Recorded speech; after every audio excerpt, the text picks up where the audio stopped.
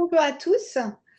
Je vous souhaite la bienvenue dans ce premier webinaire de l'année scolaire 2025-2026. On a le plaisir de se retrouver ici pour de nouvelles sessions d'information en partenariat toujours avec la FAPE. Donc, je me présente, je suis donc Caroline Mignalet, je dirige Averroès e-Learning, qui est une structure d'accompagnement pour les élèves des lycées français de l'étranger.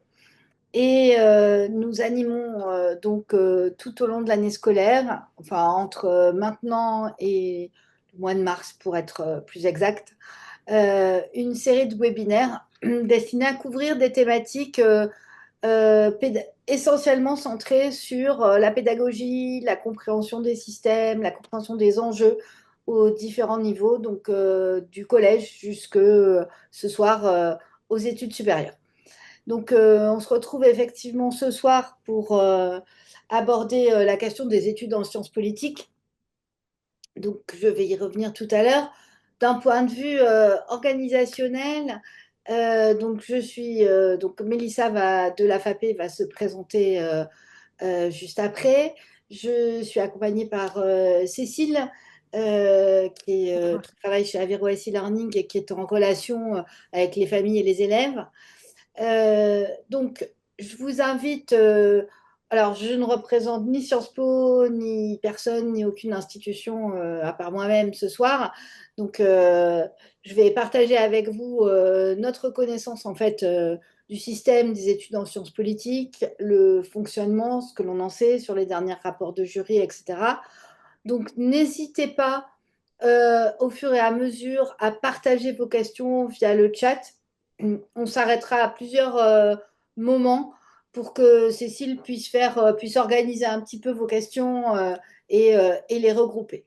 Donc voilà, normalement vous avez accès directement au chat. Si ce sont des questions vraiment très individuelles qui concernent une situation très particulière, n'hésitez pas à les poser et même si on n'y répond pas dans le cadre du webinaire, parce que peut-être que ça ne concerne pas tout le monde, on y répondra séparément, soit Mélissa via la FAPE, soit nous si on peut y répondre.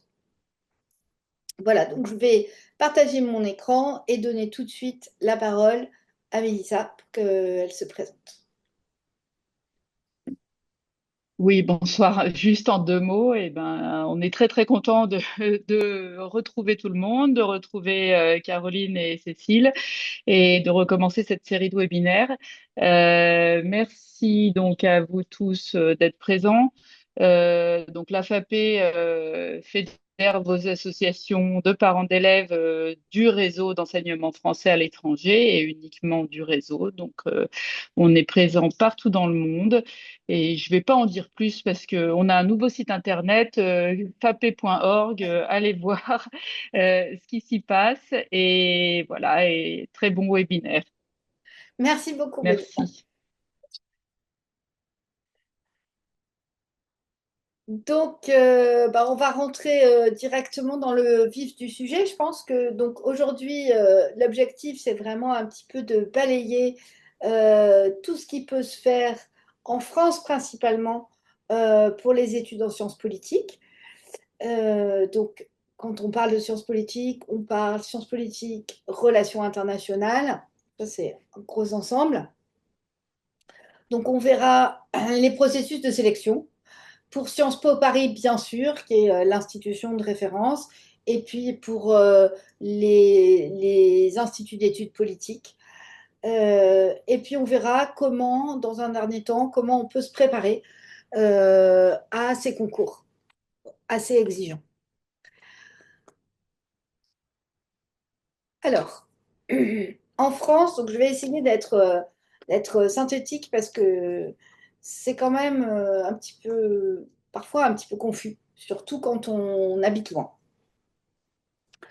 Les études en sciences politiques en France, donc si vos enfants s'intéressent à l'actualité, aux relations internationales, à la diplomatie, au fonctionnement de l'Union européenne, au fonctionnement de l'ONU, voire même s'ils s'intéressent à des domaines connexes tels que l'humanitaire etc., ce sont effectivement des voies d'études, des parcours d'orientation qui vont les intéresser, et a fortiori dans les établissements français du réseau, puisque en fait nos élèves ont la caractéristique d'être multilingues pour la plupart, ce qui leur donne un atout en fait indéniable dans cette voie, dans ce type de voie.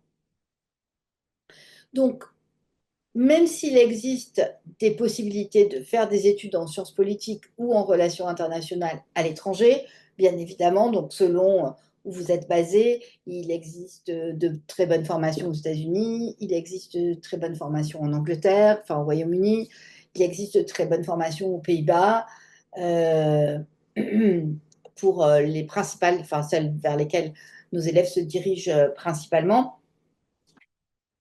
Euh, on va aujourd'hui s'attacher à bien comprendre ce qui se passe en France, en fait, principalement, sachant que vous le verrez, dans certains cas, il y a des possibilités de double diplôme, en particulier avec l'Espagne, par exemple, ou avec les États-Unis, ou le Canada, l'Asie même, dans certains cas. Donc, on y reviendra au cas par cas. Alors, en sciences politiques, globalement, en France, on a quatre grandes voies, quatre types d'institutions.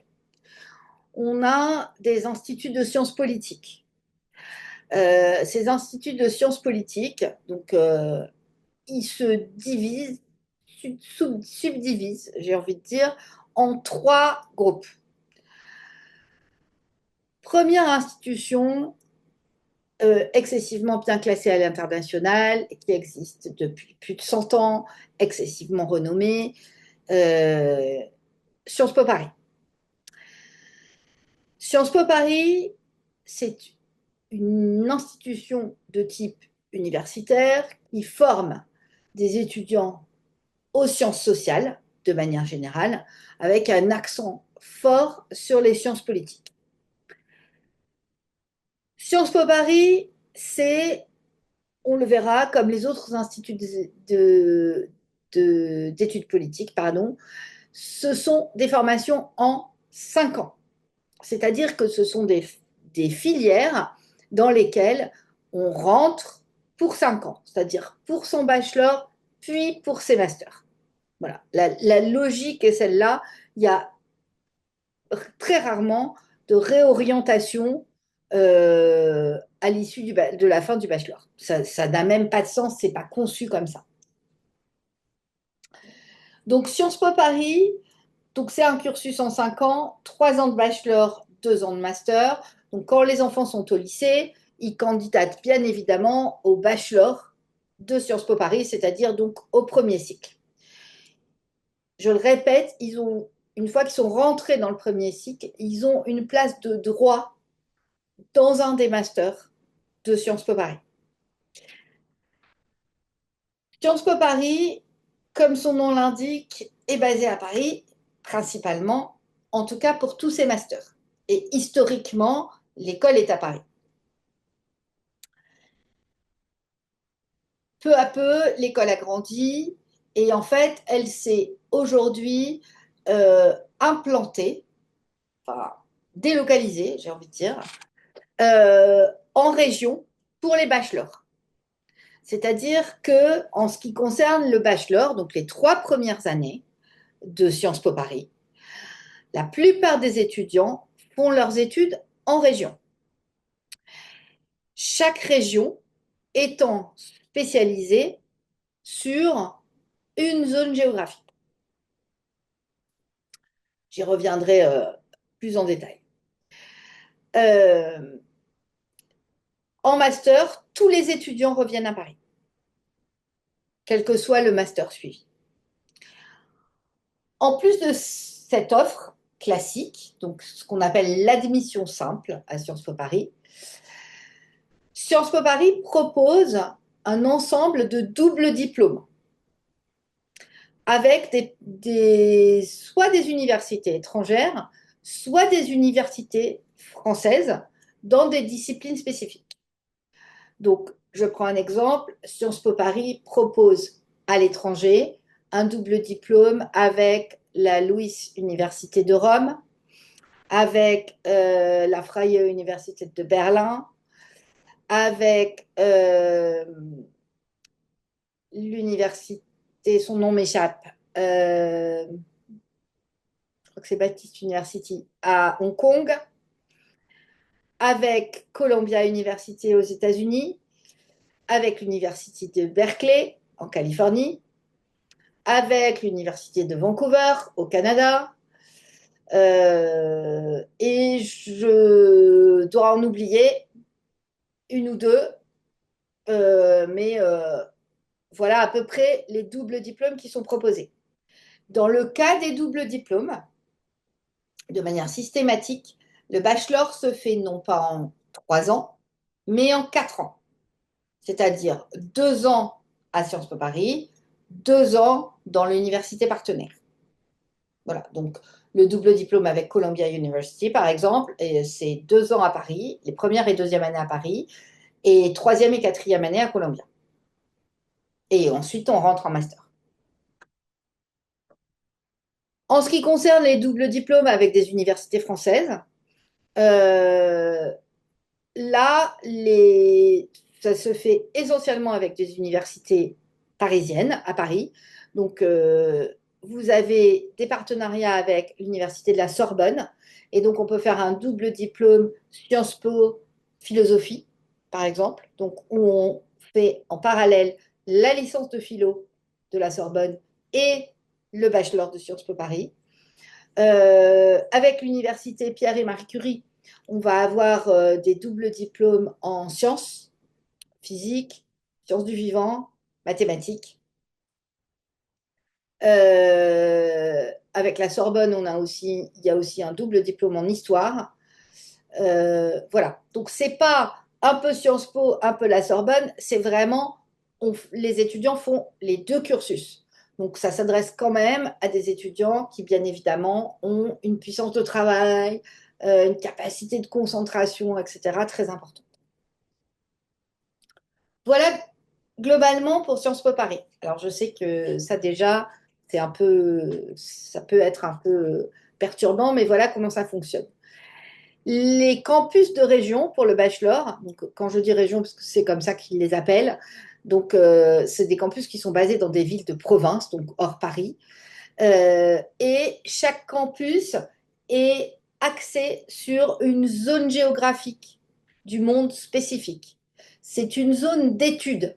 Ça n'a rien à voir avec d'où viennent les enfants, les langues qu'ils parlent, etc. C'est vraiment en liaison avec leur centre d'intérêt académique pour leurs études à Sciences Po Paris. Donc, un élève qui serait élève au lycée français de New York aujourd'hui, mais qui est intéressé par le Moyen-Orient, les problématiques du Moyen-Orient, va candidater à Sciences Po Paris, campus de Menton, qui est spécialisé sur le Moyen-Orient. Euh, un élève qui est, je ne sais pas moi, basé à Londres et qui s'intéresse, qui a un vrai intérêt d'études sur l'Amérique du Sud, va plutôt candidater naturellement au campus de Poitiers, qui est centré sur la zone ibérique, donc la zone hispanophone, donc Amérique du Sud et Espagne-Portugal. Donc voilà comment ça fonctionne. Donc ces campus en région, ils sont au nombre de 7. Euh, donc de mémoire, vous avez donc la zone hispanique à Poitiers, l'Asie au Havre, euh, la relation franco-allemande et l'Union européenne à Nancy, l'Europe centrale et orientale, donc l'Europe de l'Est, on va dire, grande Europe de l'Est, à Dijon, le Moyen-Orient euh, à Menton, et puis à Reims, 2 campus, le campus Amérique du Nord et le campus Afrique. Voilà. Certains de ces campus propose soit des études en anglais uniquement, par exemple, le campus centré sur l'Asie au Havre propose uniquement un cursus anglophone. D'autres vont proposer et un cursus anglophone et un cursus francophone. C'est par exemple le cas de Menton sur Moyen-Orient. D'autres vont proposer uniquement un cursus francophone. C'est par exemple le cas du campus Afrique, enfin centré sur l'Afrique, basé à Reims. Voilà. Donc autant de choix, d'opportunités, de décisions que peuvent être amenés à faire les enfants au moment de leur choix de candidature. Ça, c'est Sciences Po Paris. On y passe un peu de temps parce que c'est quand même l'institution de référence. On a ensuite, dans ce qu'on appelle les IEP, c'est-à-dire les instituts d'études politiques, 10 IEP. 3 sont autonomes et 7 sont en réseau. Qu'est-ce que ça veut dire? Ça veut dire que les 7 qui sont en réseau recrutent leurs étudiants via un concours commun, qui est un concours écrit, j'y reviendrai tout à l'heure. Euh, Ceux qui sont autonomes, qui sont donc les IEP de Bordeaux, Grenoble et Fontainebleau, recrutent de manière indépendante et recrutent un peu dans l'état d'esprit, enfin le processus d'admission, on va y revenir, est très similaire à celui de Sciences Po Paris. En termes de contenu des études, on est sur des études pareilles, très centrées sur la science politique, un petit peu moins pluridisciplinaires que celles de Sciences Po Paris. Euh, mais globalement, on est sur des cursus excessivement qualitatifs et qui vont, pareil, proposer des cursus en 5 ans. Il y a une exception à ça, l'Institut d'études politiques de Fontainebleau, qui dépend de l'Université de Créteil, propose aussi un système de bachelor en 3 ans, pardon, et ensuite on peut indépendant, qui permet ensuite de faire des poursuites d'études ailleurs que à Fontainebleau. Voilà pour cette, euh, cet ensemble d'instituts de sciences politiques. Ce drôle d'objet dans l'enseignement supérieur. C'est un petit peu particulier, c'est une espèce d'exception à la française, un peu comme les écoles de commerce, etc. C'est quelque chose, c'est des entités un petit peu différentes. Ensuite, bien évidemment, pour faire des études en sciences politiques, dernière possibilité, on peut suivre une licence universitaire dans des universités publiques ou privées. Donc, université privée, c'est de type l'Université catholique de Lille ou l'Université catholique de Paris, par exemple. Euh, et dans ces licences universitaires, donc là, on va prendre une licence en sciences politiques, par exemple, euh, on va avoir la possibilité de faire un double diplôme ou non. Donc, on peut, par exemple, décider de faire une licence en sciences politiques. Il y en a une à la Sorbonne, par exemple, sciences politiques et histoire de l'art. Donc là, c'est un double cursus construit comme tel. Et ensuite, évidemment, à la fin de leur licence, ça c'est la spécificité de l'université, à la fin de leur licence, les étudiants vont candidater en master dans les masters qui les intéressent. Et ils peuvent évidemment recandidater vers Sciences Po Paris, par exemple. Ça, c'est possible, même si c'est ultra sélectif. Voilà pour les principales voies d'accès. Je n'ai pas parlé spécifiquement d'une formation qui est organisée à l'Université catholique de Lille et qui s'appelle ESPOL. Donc, les élèves souvent qui s'intéressent à ce domaine la connaissent. Donc, ESPOL, c'est l'école des sciences politiques. Donc, en fait, c'est l'équivalent du cursus Sciences Po de licence de l'Université catholique de Lille. Voilà. pour juste bien clarifier. Donc voilà un petit peu ce qui, les possibilités en fait qui s'offrent aux lycéens qui s'intéressent à ce type d'études.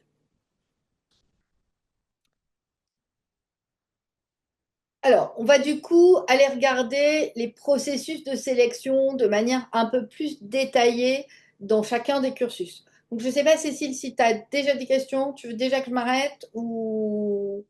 Pour le moment, tu peux continuer. Il y aura des questions pour après. Ok, d'accord. Alors, le processus de sélection de Sciences Po Paris, il a été, depuis 3 ans, honnêtement, ça a été assez instable comme processus de sélection. Les derniers changements ont eu lieu en décembre de l'année dernière. Ça a été un peu dur pour les élèves qui étaient en terminale l'année dernière parce que en fait, les règles ont changé alors que eux, ils étaient déjà en terminale et qu'ils étaient déjà engagés souvent dans des choix d'études et des choix d'orientation.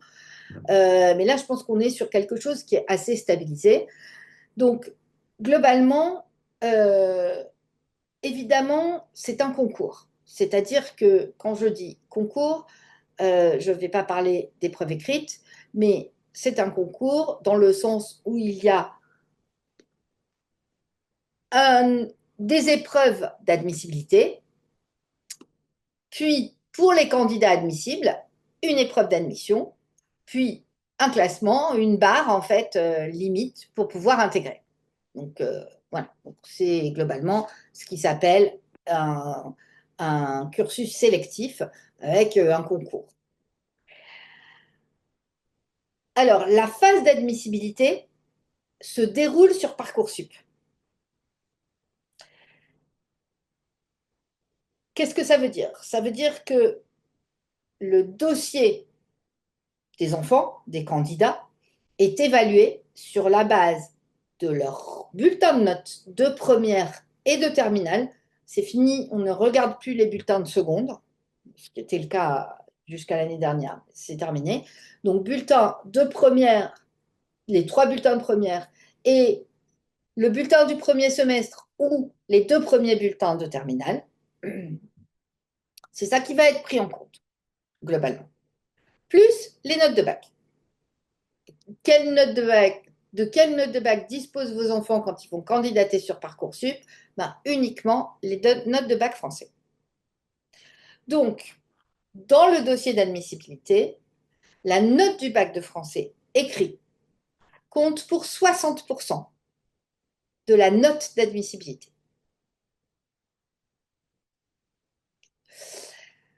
Ensuite est prise en compte la note de français oral et les notes de contrôle continu en histoire géo et dans les spécialités.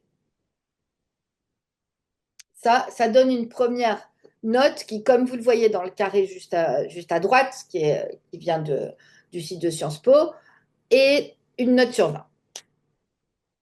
La deuxième chose qui est évaluée dans cette phase d'admissibilité, c'est ce que Sciences Po appelle la performance académique et la trajectoire du candidat.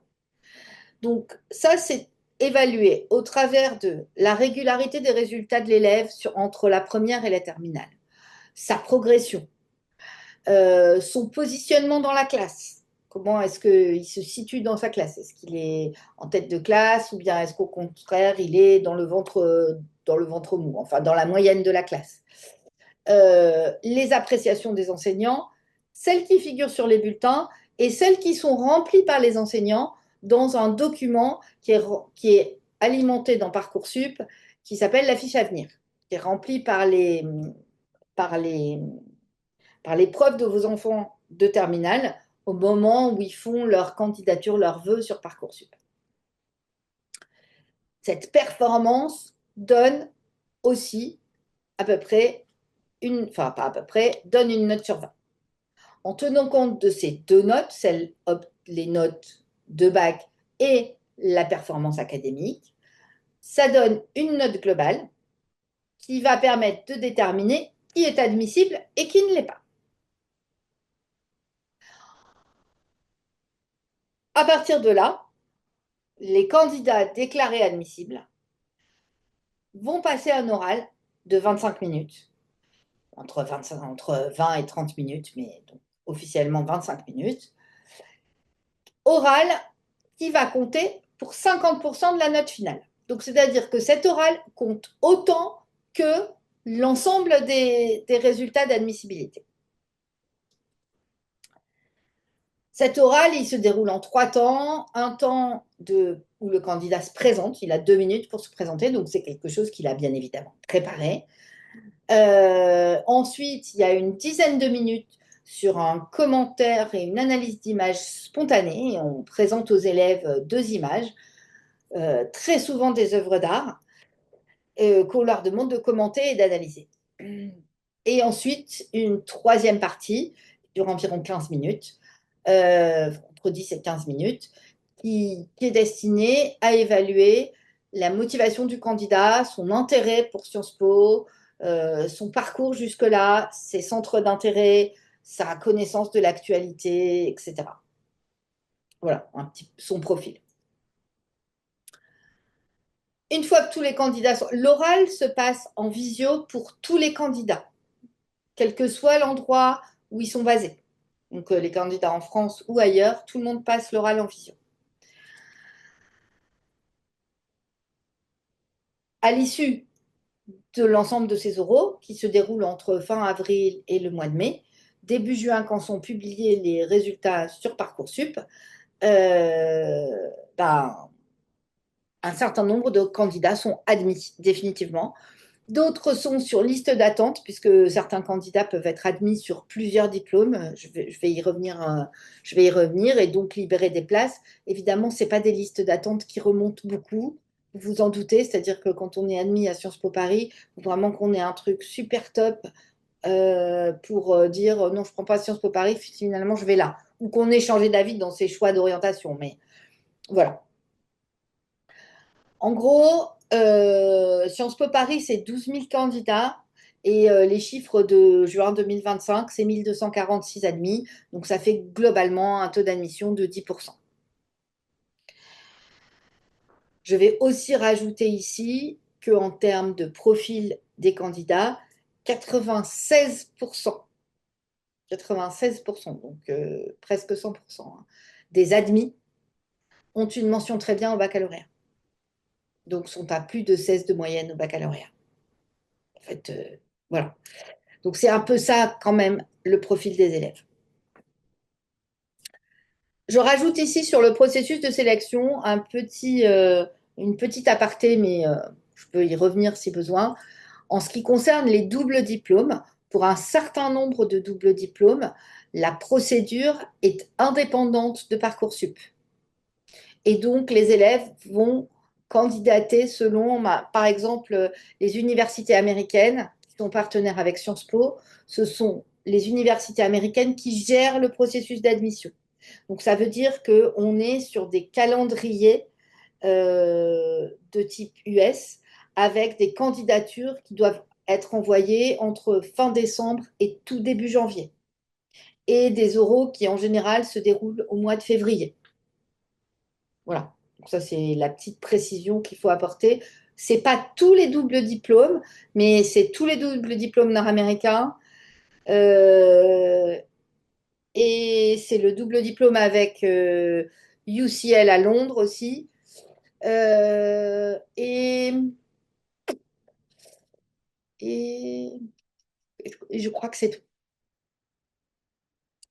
Voilà pour le processus de sélection pour Sciences Po Paris.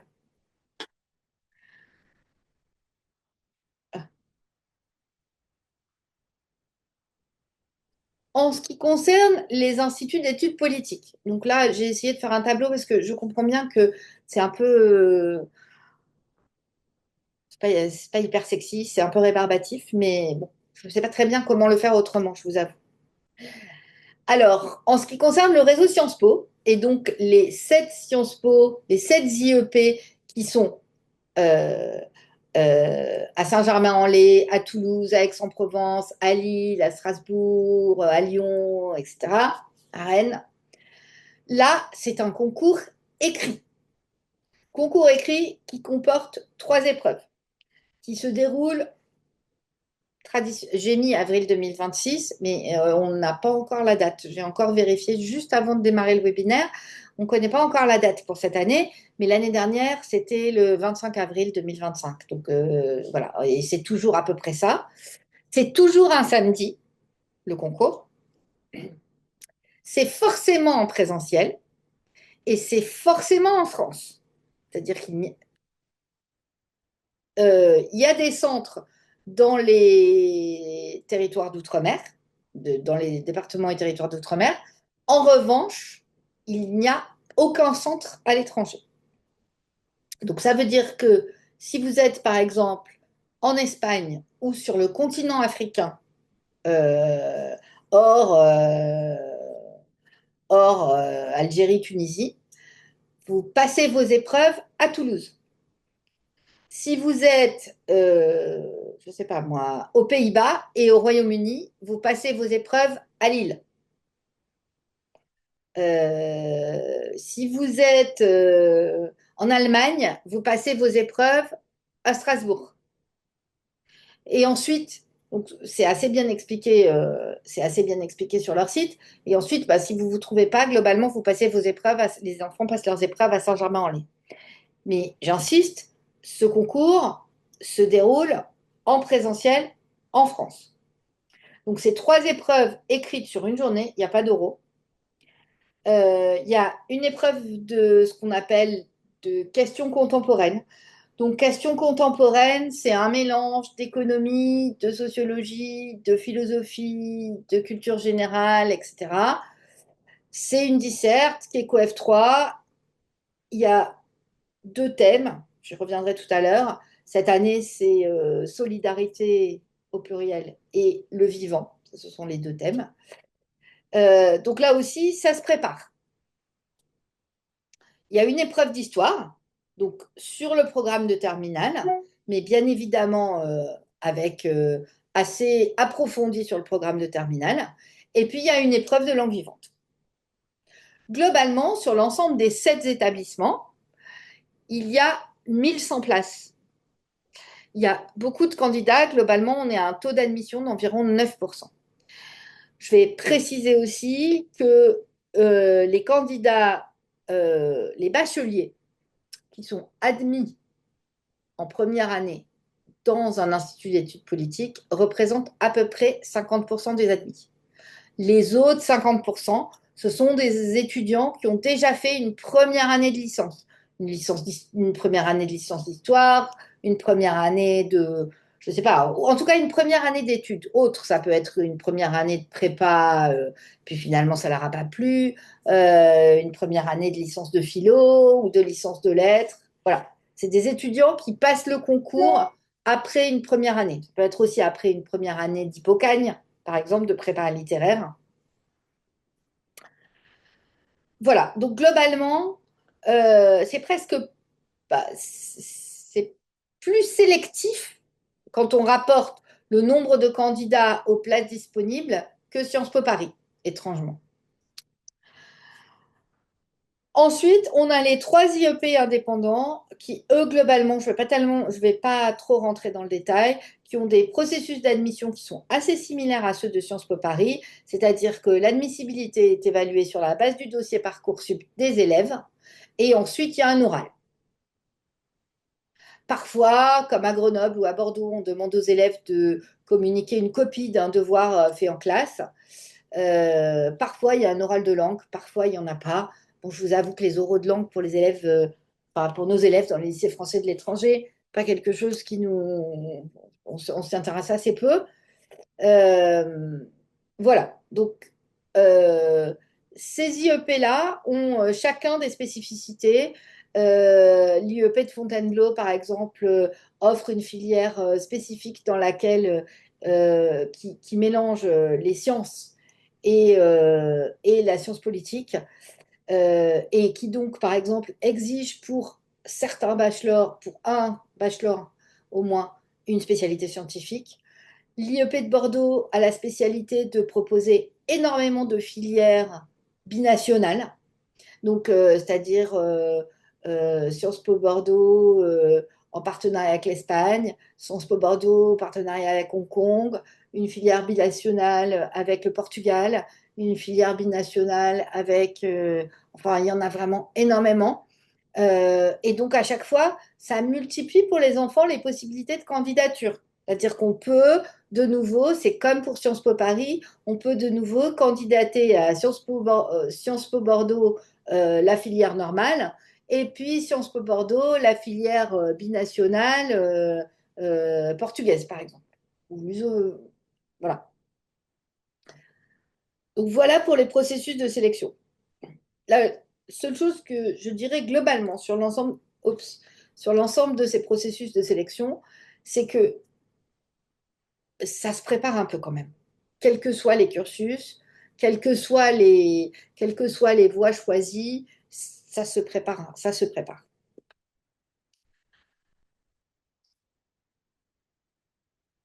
Alors, peut-être que avant qu'on passe au prépa, Cécile, je te laisse voir Oui, pour les questions. oui, alors il y a plusieurs questions.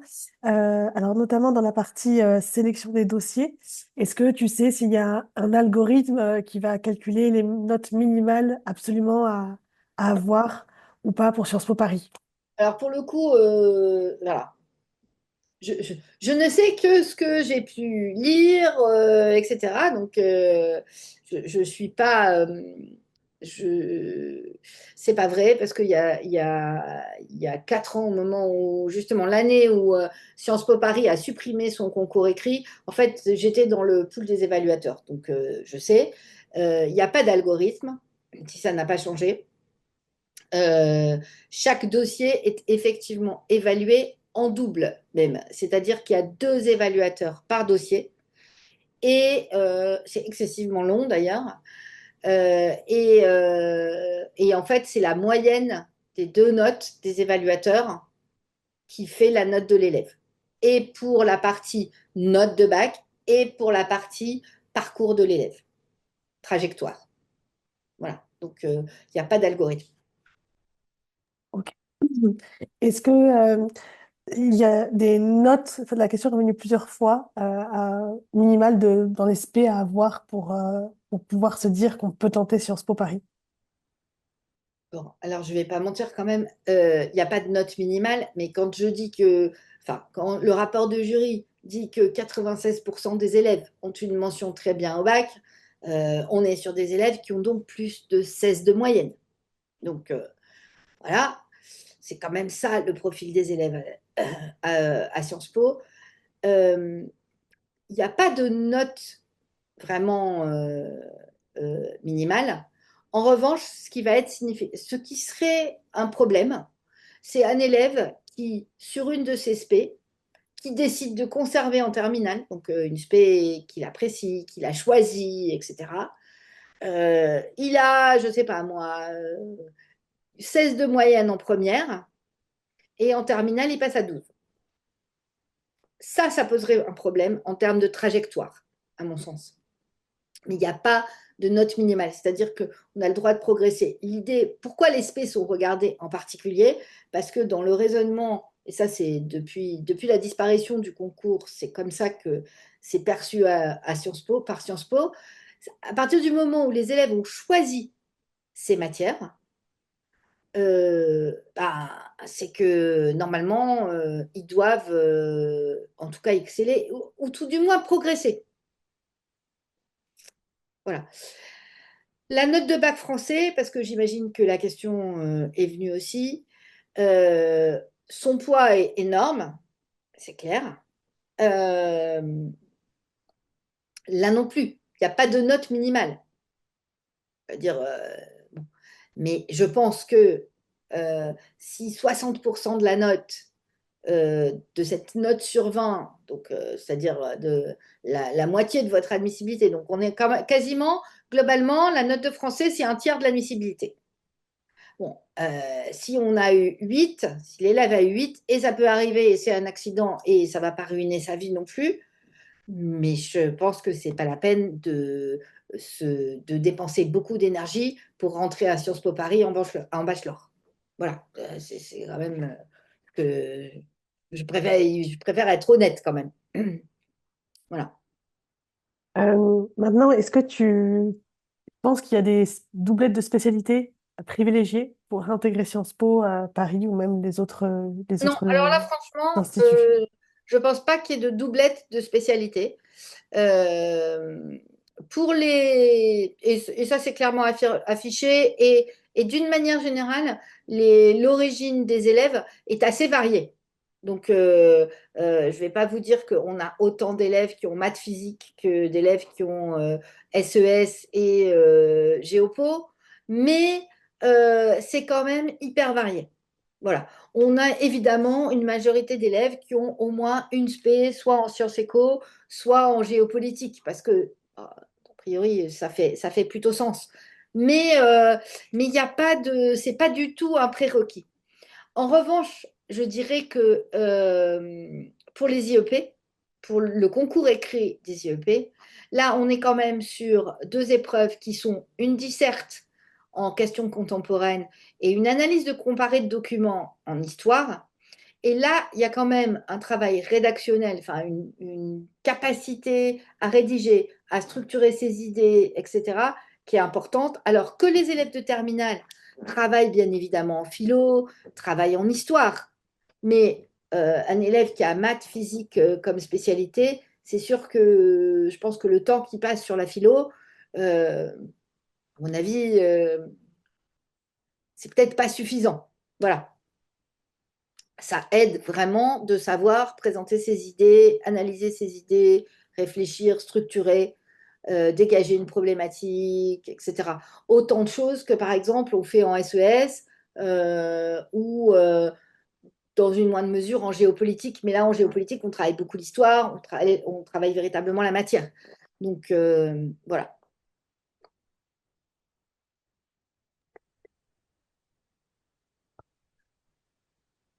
Ensuite, il y a une autre question sur est-ce que tu as des conseils à donner pour se préparer dès la première pour intégrer Sciences Po ou les IEP?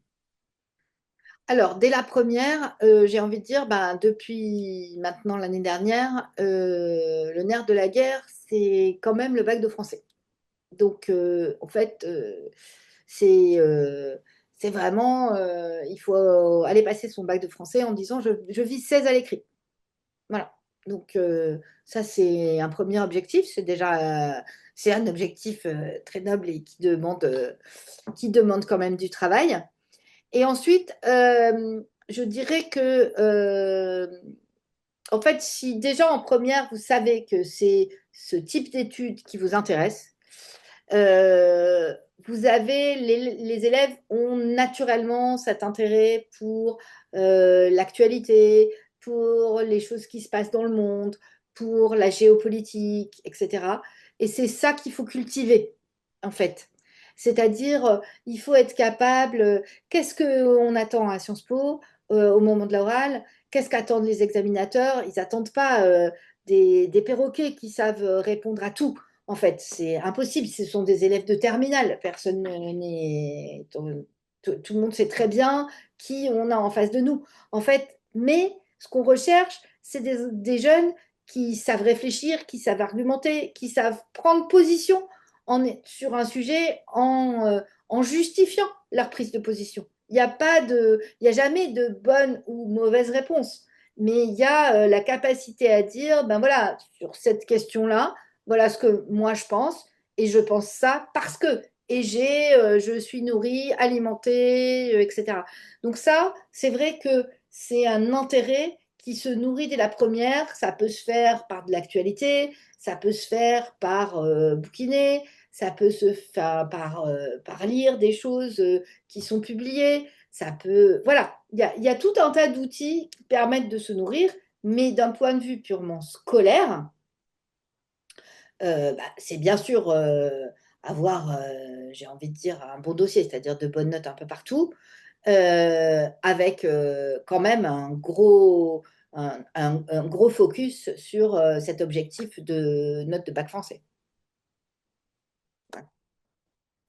Et ensuite, dernière question sur ce chapitre, est-ce que les élèves qui font un BFI sont plus avantagés?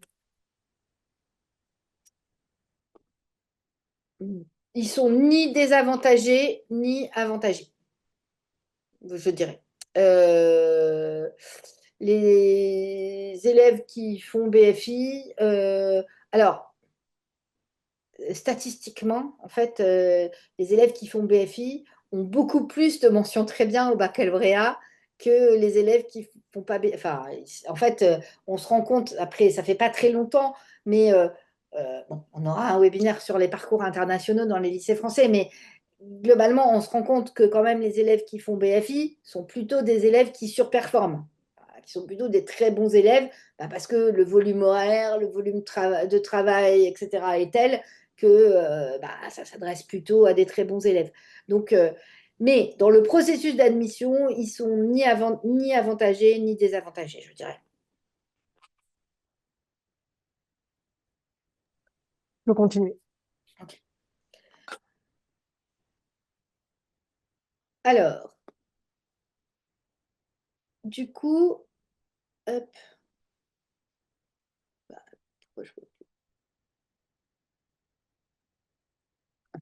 pardon, j'avais pu retrouver mon partage de documents.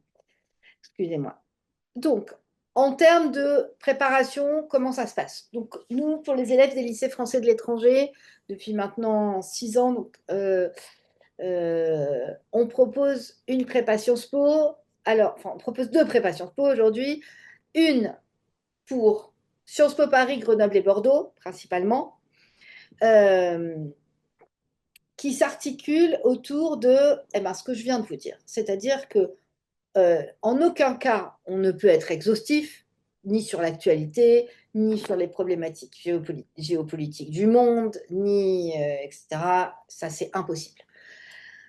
L'objectif de cette prépa, donc, qui se déroule en gros entre les premiers groupes démarrent en octobre, les derniers groupes démarrent en novembre-décembre, vraiment dernier carat. Donc c'est 12 séances de 2 heures qui sont organisées le week-end, à 2h15 en réalité. Au travers de ces séances de 2 heures, on propose aux élèves plusieurs choses. On leur propose des synthèses non exhaustives, mais axées sur des points d'actualité, sur les zones géographiques, les différentes zones du monde, et en particulier celles qui les intéressent, c'est-à-dire celles auxquelles ils vont candidater. Là, on ajuste en fonction des groupes d'élèves. Euh, et en leur apprenant, à travers ces synthèses, à réfléchir, contextualiser, comprendre la généalogie d'une problématique géopolitique actuelle, et ensuite en les orientant sur comment se nourrir. Donc, l'objectif, c'est vraiment ça, et on alterne des séances où on leur apporte du contenu de cours et des séances où on utilise ce contenu pour analyser de l'image, pour apprendre à se démarquer, pour ne pas être surpris lors de l'oral, lors d'une analyse d'image, d'une image qui est proposée, etc. Et donc, c'est ça qu'on travaille au travers de ces 12 séances, avec une revue de presse hebdomadaire qui est présentée la première fois par l'enseignant et ensuite à tour de rôle par les élèves et qui permet d'initier un débat contradictoire parce qu'en fait, tout ce qu'il faut apprendre dans cette orale, pour cette orale, c'est apprendre à réagir à une image, analyser une problématique tout de suite et, euh, et être capable de rentrer dans un débat argumentatif. Et ensuite, donc on combine synthèse de cours, méthodologie, et des simulations d'oraux en individuel. Donc, les 12 séances se déroulent, on va dire, pour les premiers groupes qui démarrent en octobre, entre octobre et février. Ce qui fait que quand ils sont à fond dans leur orientation, dans leur bac blanc, etc., ils ont terminé, en fait. Euh, et puis, on fait 6 simulations d'oraux en conditions de concours, qui sont généralement sur les 3 premiers week-ends du mois d'avril, sauf si les élèves préparent des doubles diplômes et sont admissibles à des doubles diplômes. Et là, bien sûr, on les anticipe pour qu'ils aient fait leur simulation d'oraux avant leur vrai oral. L'objectif, c'est clair, c'est de les faire passer. On a une équipe d'enseignants de 7 enseignants qui font passer les oraux, qui vont leur proposer en fait une variété d'échanges, d'approches, etc., de manière à ce que le jour où ils arrivent à l'oral, ils soient le plus près possible. En option pour ceux qui le souhaitent, on travaille le dossier individuel et en particulier, alors le dossier Parcoursup, bien sûr, mais surtout la connaissance de son parcours, la capacité à répondre et à analyser des questions de motivation, etc., au travers du dossier Parcoursup. Donc de leur lettre pour Parcoursup, de la rubrique activités et centres d'intérêt, etc. Donc ça, c'est en option et en individuel. Voilà pour la prépa Sciences Po Paris. En ce qui concerne euh, la prépa IEP, donc pour le coup du concours écrit, là on est sur quelque chose de beaucoup plus classique. On est sur 12 séances de 2 heures qui sont organisées le week-end, plus un concours blanc le premier week-end d'avril, qui est évidemment corrigé par l'enseignant et débriefé aux élèves ensuite, avec des synthèses de cours et de la méthodologie de dissertation, application à partir de sujets, pareil en histoire, synthèse d'histoire en lien avec le programme de terminale, méthodologie de l'analyse comparée de documents, application et entraînement. Donc là, on est sur quelque chose de beaucoup plus classique dans l'approche, j'ai envie de dire, parce qu'on va proposer aux élèves des sujets de dissert, des sujets d'analyse de documents, etc., en s'étant appuyés sur un cours qu'ils auront travaillé, qu'on aura travaillé avec eux précédemment. Donc voilà pour les deux modules possibles, en fait, selon les concours présentés par les élèves. Euh, je, Avant de parler de nos résultats, je rajouterai quand même que si les élèves hésitent, il faut savoir que Sciences Po Paris, on ne peut le présenter que son année de terminale. En fait, c'est l'année où les enfants sont en terminale ou jamais. Euh, Sauf à y rentrer en master après autre chose. Donc, alors que les IEP, on peut le présenter aussi, comme je l'ai dit tout à l'heure, puisque ça représente à peu près 50% des effectifs, après une première année de licence. Donc, parfois, s'il faut faire un choix de prépa, un choix de quelque chose qui vient se rajouter en plus de l'école, etc., effectivement, il faut peut-être privilégier la formation qui peut ne se présenter qu'en terminale. Voilà. Euh, voilà ce que je pourrais dire. Donc, en ce qui concerne nos résultats, alors, j'ai pas mis à jour et je m'en excuse mon slide, mais on est sur 42,3%, je crois, sur 2025. Donc, en gros, les élèves qu'on a suivis ont 4 fois plus de chances d'être admis que la moyenne, enfin, que le résultat global. Ils sont admis un peu partout, pour le coup. Il n'y a pas tellement de... euh, et vraiment, on se rend compte que l'admission sur les campus choisis dépend vraiment de leur centre d'intérêt, etc. Donc, on a des élèves qui sont allés à peu près partout. Ils sont aussi admis sur les doubles diplômes avec UCL, avec Columbia, avec Berkeley, avec la Sorbonne en philo, avec Berlin. Donc voilà, globalement, ça donne nos résultats. Donc effectivement, 100% de nos élèves ne sont pas admis à Sciences Po. Je vous mentirais. Et si quelqu'un vous dit ça, c'est forcément faux. Mais on est sur des résultats qui sont 4 fois supérieurs à la moyenne. On travaille uniquement en petits groupes.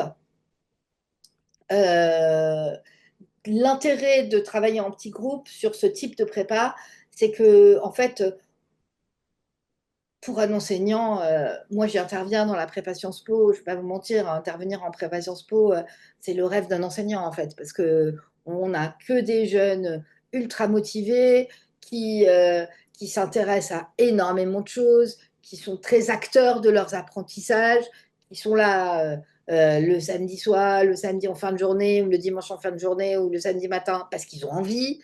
Euh, donc évidemment, ils habitent aux quatre coins de la planète, donc ils ont pas mal de choses, pas mal de visions différentes du monde selon là où ils se situent et selon les expériences de vie qu'ils ont pu avoir.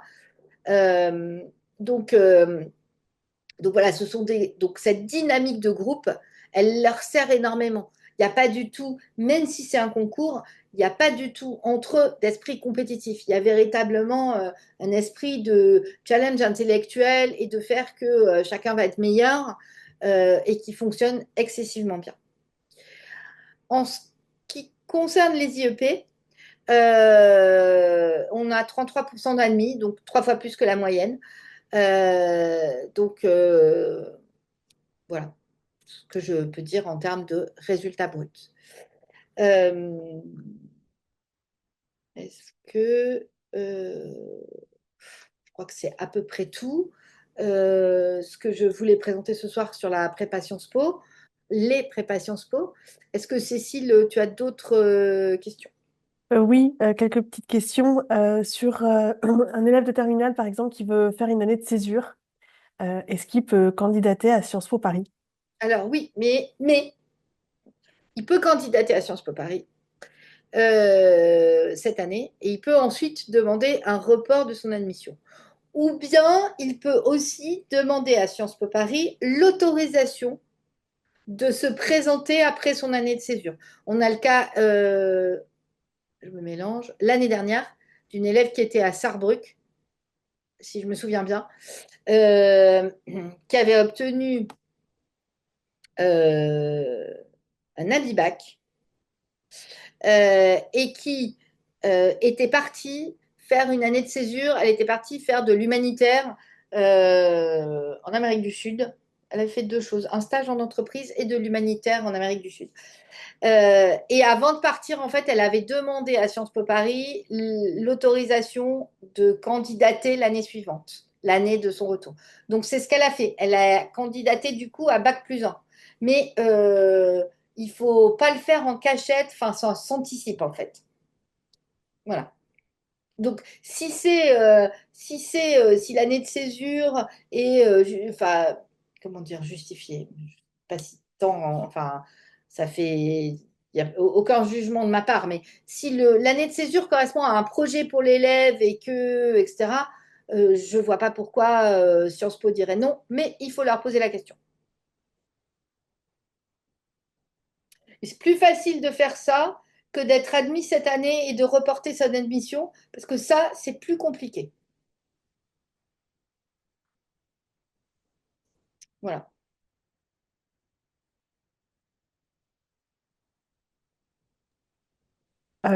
Ensuite, il y a une autre question par rapport aux frais de scolarité. Est-ce que, par exemple, quand on fait un double diplôme, notamment avec les États-Unis, est-ce que tu sais si les frais de scolarité, du coup, correspondent à l'université aux États-Unis ou pas? Alors, donc, il y a des accords. C'est pas les frais de scolarité, c'est pas 60 000 euros pour l'année à Columbia. Il y a des accords qui font que ça fonctionne en fait. Et puis Sciences Po propose aussi des bourses. Donc, et les universités partenaires proposent aussi des bourses. Donc je me souviens plus. Et puis j'ai pas vérifié cette année. Donc ça peut changer. Donc je ne vais pas vous dire de bêtises, mais c'est pas le prix normal de l'université américaine. Après Sciences Po, pour les enfants qui résident à l'étranger et dont les parents ne payent pas d'impôts en France, euh, en fait, il y a une grille. Enfin, donc, pour les gens qui sont en France ou qui payent leurs impôts en France ou qui sont boursiers, etc., il y a une grille de tarifs. C'est-à-dire que ça va de, je crois, bah, rien, on peut être quasiment entièrement, totalement boursier à Sciences Po. Et je crois que le maximum, c'est 10 000 € l'année, pas dire de bêtises. Pour les gens qui ne payent pas leurs impôts en France, on est nécessairement au maximum. Il n'y a pas le dégressif en fonction des revenus ne s'applique pas. Sauf boursier, bien évidemment.